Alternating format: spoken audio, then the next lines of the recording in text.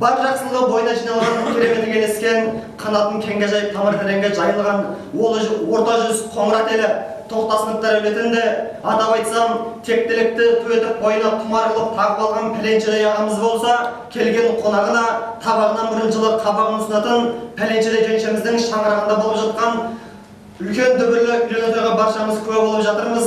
Олай болса, толқындай тасылып, аптығы басығып, дастарханның басынан табылып осы тойға арнайы ат басын бұрып келіп жатқан, ол екі елдің арасына алтын көпір орнатып, арнайы келіп жатқан жаңа құдаларды қарсы алайық. Неге сен бірінші қапалар ұзын ғой? Да, сәлем дейсің, күтек дейсің. Бірінші сәлем дейсі ғой, құраларға.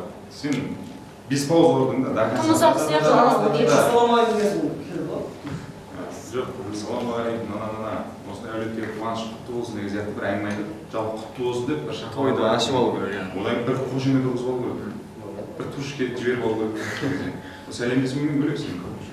Одан кейін барып тойдың мән жайын түсіндіресің. Иә, монолог болып кетті. Одан кейін барып шақырасың.